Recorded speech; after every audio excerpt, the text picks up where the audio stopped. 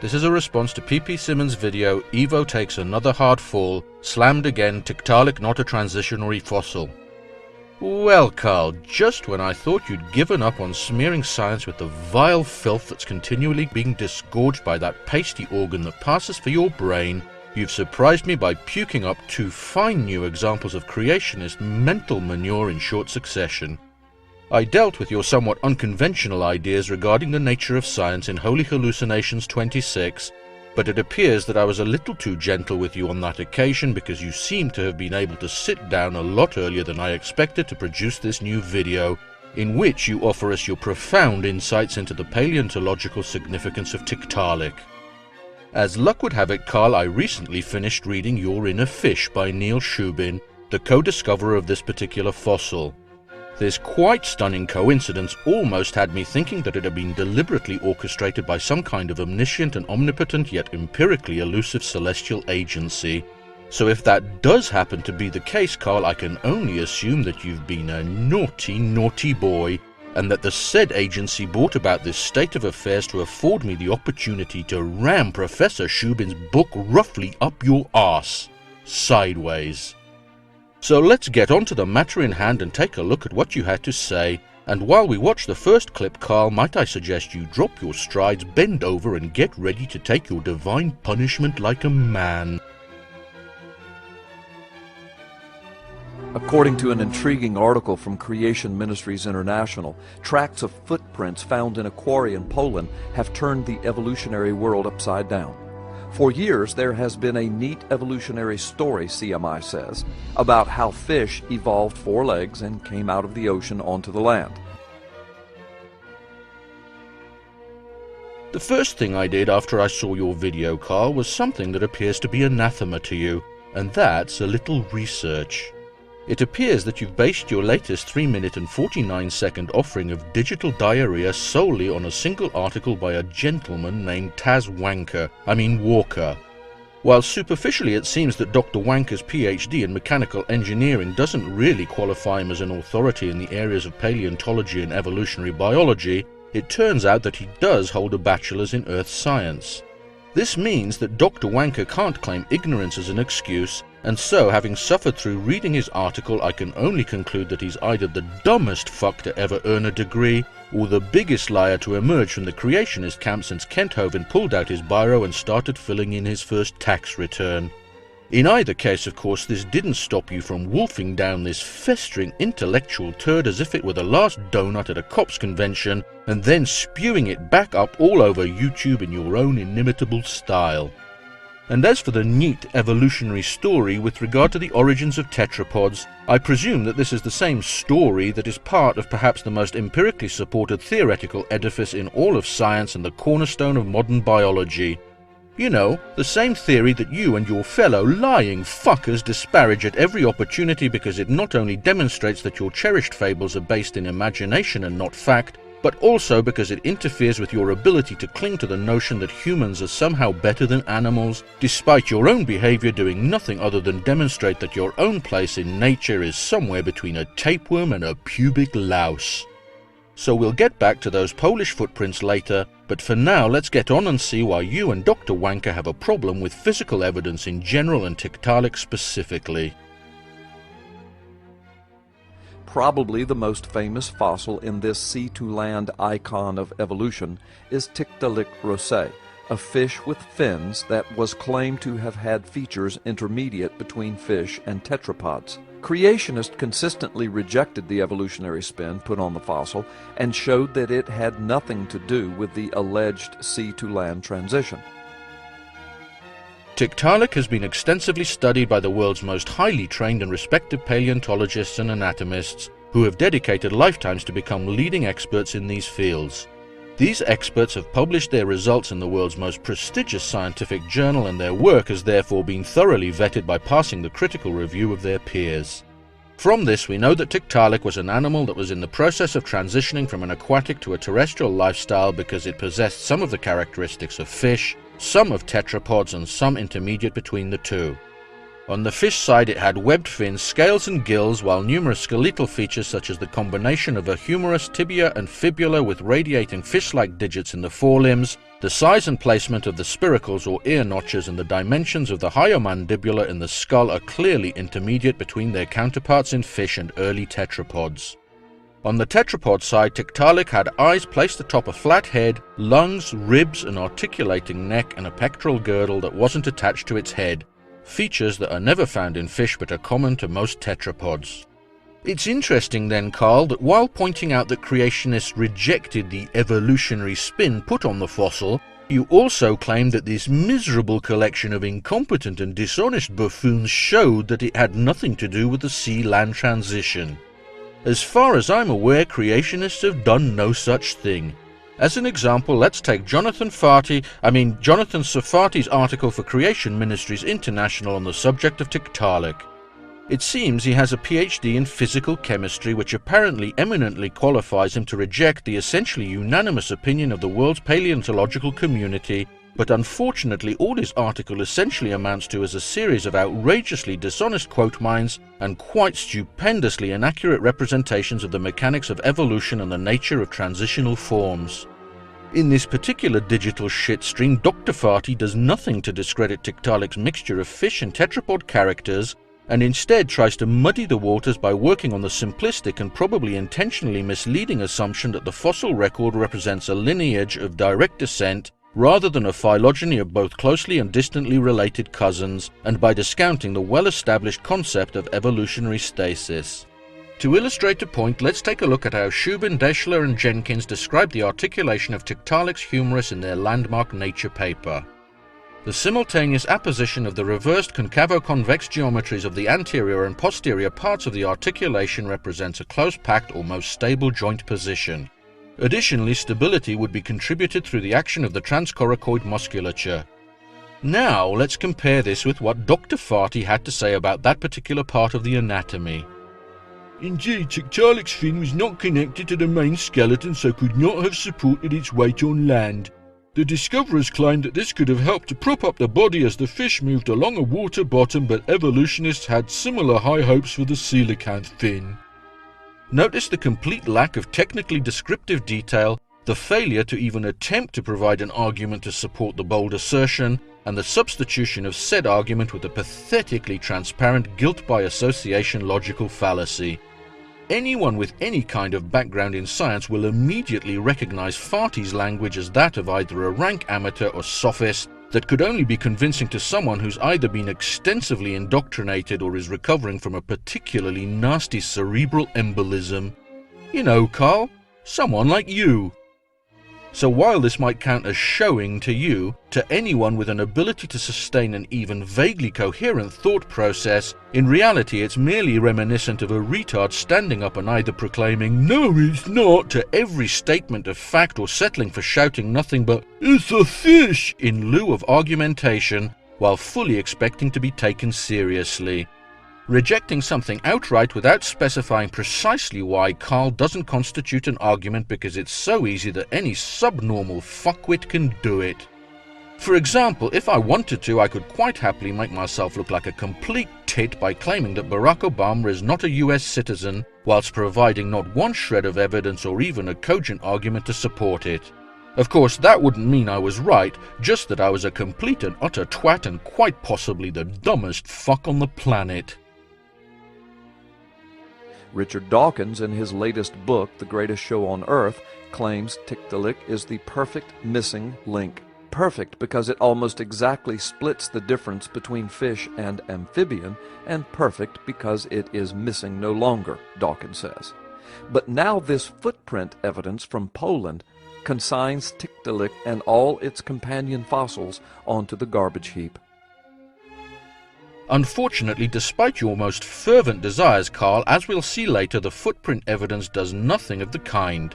I'm afraid that your ambitious claims about the fate of Tiktaalik and other alpistastegid fossils is about as accurate as the Vatican's pronouncements on viral epidemiology.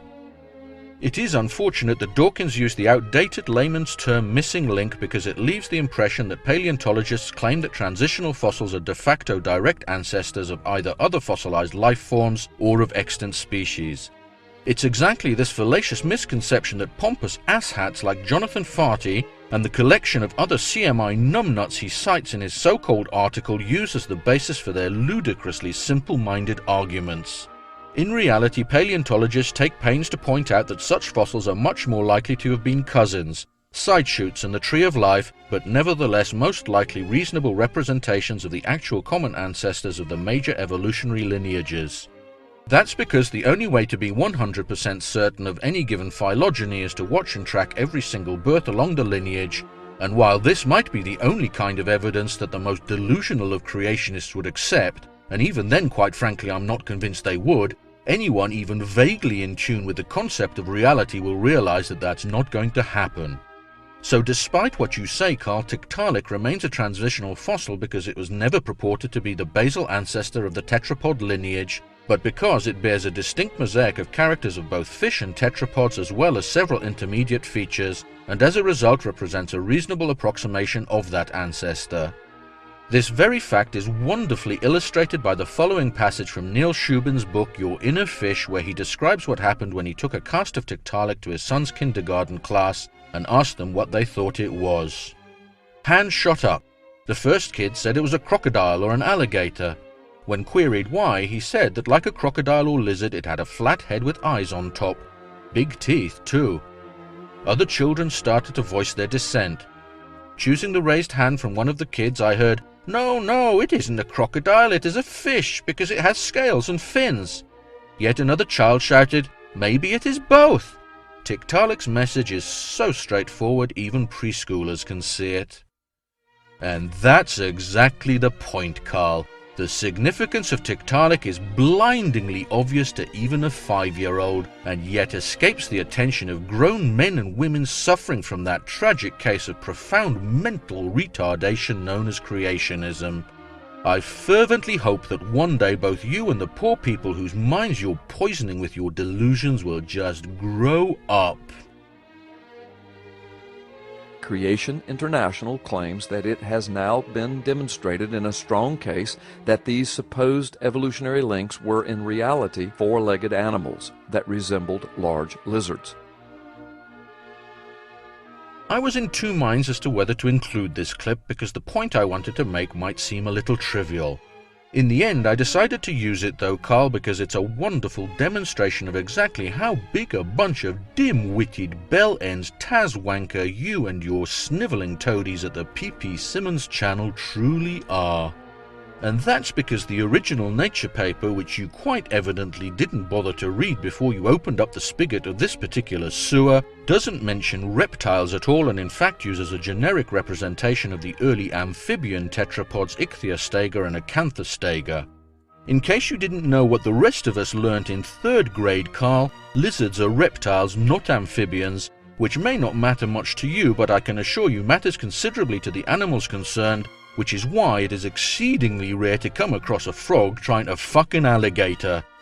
As I said, this is somewhat of a minor point, but I decided to bring it up to illustrate not only your but also Tazwalker's complete disregard for anything even vaguely approaching academic rigor, and your complete disdain for those pesky inconveniences that the rest of us refer to as facts.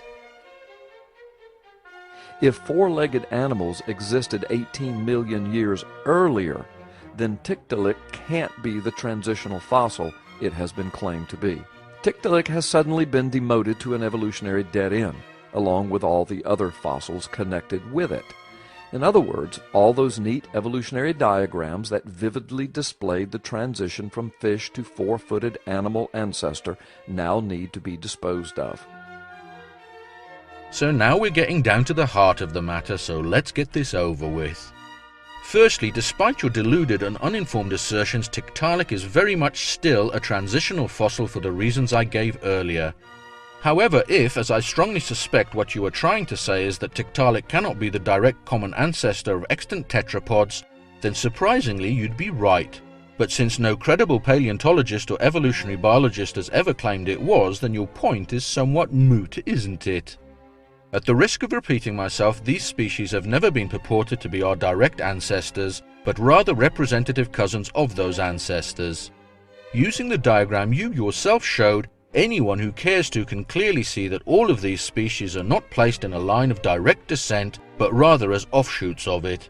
You see, Carl, your doltish ignorance of evolutionary theory and the inability of your woefully crippled mind to understand or read a cladogram doesn't magically lend credence to your assertions. It simply provides the rest of us with yet more opportunities to laugh at you. The reason this matters is because due to the documented phenomenon of evolutionary stasis, these alpistostegids were more than capable of living contemporaneously with tetrapods because both could have evolved earlier from common alpistostegid stock. Tiktaalik therefore represents a lineage that remained morphologically relatively stable while the tetrapod lineage continued to evolve to exploit the free ecological niches being offered by land. This is exactly why there are still coelacanths and lungfish alive today alongside all the tetrapods that descended from their common Sarcopterygian ancestor. It's because we didn't evolve from coelacanths, Carl. We evolved from a coelacanth-like species that lived and died over 400 million years ago. As a result, the effect of this discovery on the previous phylogeny isn't quite as dramatic as you and your mate Taz would like to make it out to be, and was in fact quite succinctly summarized by Niedźwiecki and colleagues in the final figure of their paper. In fact, I found it fascinating that Dr. Wanker didn't include this figure in his article. I wonder, Carl, do you think it was because he was so ignorant on the subject on which he judged himself qualified to pontificate that he didn't realize its significance? Or was it because he knew full well that if he showed it, it might tip off the people he was so enthusiastically lying to exactly how full of shit he is? Whether Taz was being deliberately deceitful or merely retarded is neither here nor there though, because in either case the net effect was that he didn't present the diagram that would have shown exactly how much hot air had gone into overinflating the effect of this discovery on evolutionary theory. You see, Carl, while it certainly does lead to a reassessment of the timing and environment of the water-to-land transition, all that has happened is that the original phylogeny has been stretched back 18 million years to accommodate the new find, creating a slew of so-called ghost lineages where both tetrapods and alpistostegids must have coexisted but have not yet been discovered in the fossil record. Imperfections in this record are nothing new and have long been recognized and well documented. For example, Romer's Gap originally ran from 360 to 345 million years ago, a critical period in early tetrapod evolution, and while recent discoveries have closed it somewhat, it still remains a poor source of information for this period of life's history. There's a gap of some 60 million years in the record of pachycephalosaurs, which are present both before and after it, while the coelacanth, which is still with us, hasn't been found in the fossil record since the Cretaceous, representing a ghost range of some 80 million years. And while 18 million years may seem like a long time, try considering it in comparison to the 3.8 billion years since life first arose or the 660 million years since the appearance of multicellularity. The big deal you're trying to make here, Carl, amounts to an adjustment of 1/2 to less than 3%. So while the discovery is scientifically a highly significant contribution to our understanding of tetrapod evolution, it's hardly the silver bullet that you and your fellow fuckwits have been dreaming of finding to take out the werewolf that's been pounding your beliefs up the arse for the past 150 years. Something of the magnitude of the upset can be gleaned from statements made about the find in Nature magazine. Quote, "This forces a radical reassessment of the timing, ecology, and environmental setting of the fish tetrapod transition, as well as the completeness of the body fossil record." And this quote, "It will cause a significant reappraisal of our understanding of tetrapod origins." You may not have noticed this, Carl, but neither of these statements or the other tactical quote mines in Taz Wanker's article say anything to the effect of, "This discovery seriously undermines the entire basis of evolutionary theory and thus forces us to consider alternative hypotheses with regards to the generation of biological diversity, particularly those concocted millennia ago by ignorant bloodthirsty desert goat fuckers." All of these quotes exemplify the nature of science and the scientific method, which is obliged to consider all new data and modify its explanations to reflect the collected evidence as accurately as possible. Of course this new evidence will result in the reformulation of current phylogenies, a reassessment of the timing of the colonization of land, and because the tracks were discovered in what used to be a marine environment, a revision of the hypothesis that the transition might have occurred in rivers. Now let's contrast this self-correcting and intellectually honest approach to discovering the truth with your particular religious mindset, shall we, Carl? You know, the mindset that'll never allow you to admit you're wrong no matter how much evidence is rammed unceremoniously up your tailpipe, nor how hard you have to fly in the face of patently demonstrable reality. The mindset that means that even if Lord Vishnu himself were to materialize before both you and your pal Taz, cut off your dangly bits and shove them up each other's body cavities, you'd still insist that yours was the only true religion and that Hindus were the ones who were being delusional. How well do you think that mindset would have served us in this ever-changing world if everyone had chosen to adopt it, Carl?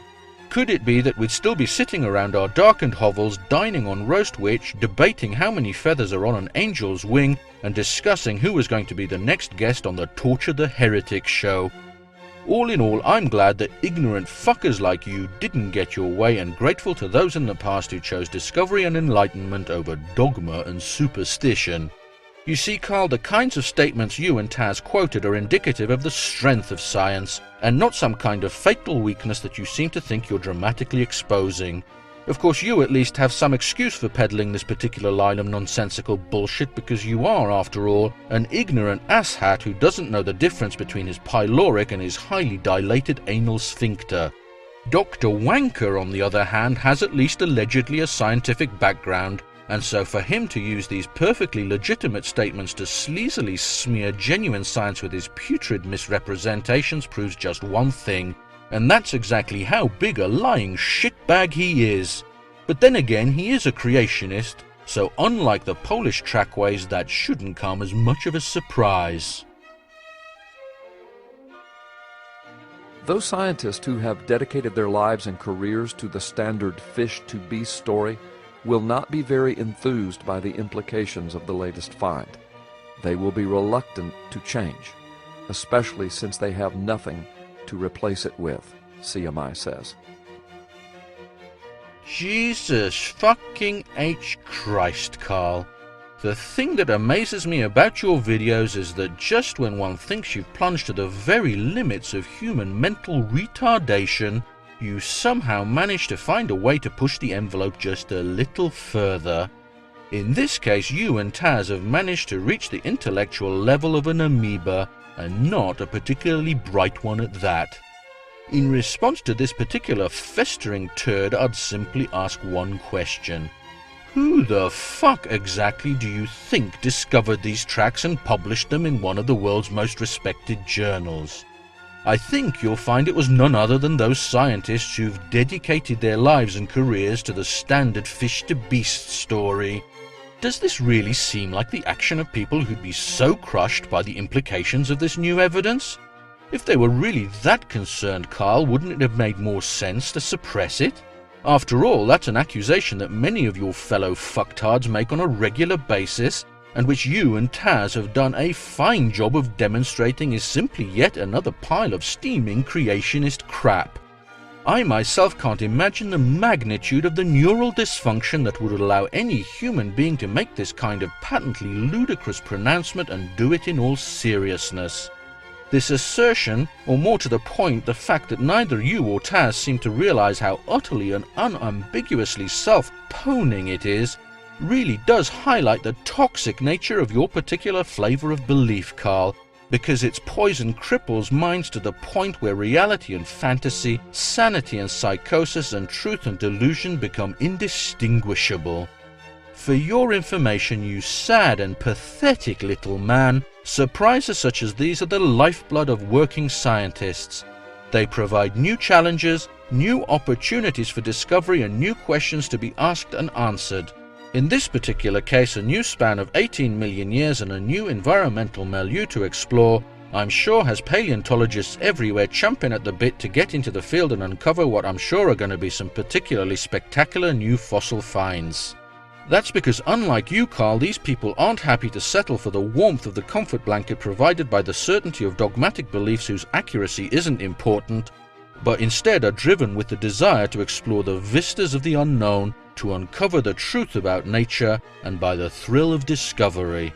And I personally thank my lucky stars for people like them, Carl, because if in the past it had been entirely up to people like you, we wouldn't be discovering the magnificence of this breathtaking universe and the intricacy of the wonders of life. Instead, we'd be eking out a miserable existence and explaining everything with primitive fables and magic.